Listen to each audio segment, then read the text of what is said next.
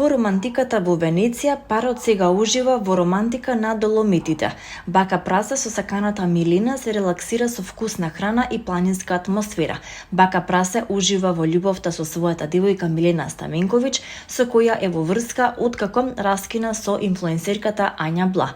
Парот сега ужива на патување во Италија, а јутјуберот објави романтични фотки оттаму на социјалните мрежи. Тие се на Доломитите, каде уживаат во планинска атмосфера, бањање во топол базен на отворено и вкусна храна. Доломитите се планински масив во северна Италија и дел од Алпите. Познати се по драматичните карпи, светли врвови и тоа што блескаат на изгресонце и заиди сонце. Пејачката Били Ајлиш го крена својот глас против неправдата во САД. На церемонијата одржана минатата сабота, таа ја доби наградата Емил Ек Џуниор за општествена и еколошка правда за 2026 година, доделена од Кинг Центарот. Во говорот таа остро ги критикуваше службата за имиграција и царина и администрацијата на Трамп за нивните постапки.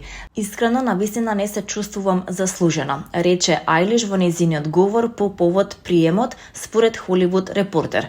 И малку е чудно да се слави за тоа што работим за еколошка правда во време кога тоа изгледа потешко од кога било, со оглед на состојбата во земјата и светот. Гледаме како нашите соседи се одземаат. Гледаме напади врз мирни демонстранти, дури и убиства, продолжи таа.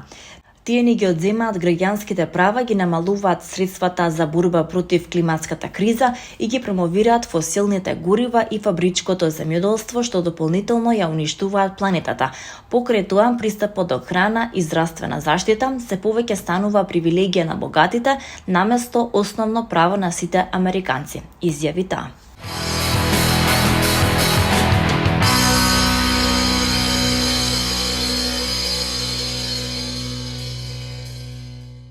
Дарио Панковски, или познат само како Дарио, е роден на 23 јануари 1963 година во Скопје. Својата музичка кариера ја започнал во 1980 година како дел од ново оформената New Wave музичка група Bon Ton. Најпознати хитови од тоа време се Добрите девојки, Таа мала Маја и Старо купувам. Со Bon Ton Дарио учествувал на неколку фестивали, од кои најзначаен е Макфест. По распаѓањето на групата, Дарио на неколку пати учествувал на Макфест како солист.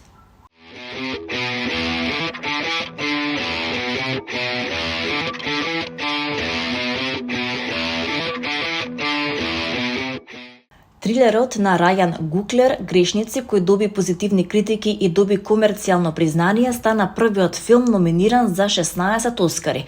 Филмот "Грешници", во кој Мајкл Би Џордан игра близнаци браќа кои основале блуз клуб во Мисисипи во 1930 година и се борат против расизмот и вампирите, досега заработил $368 милиони низ целиот свет.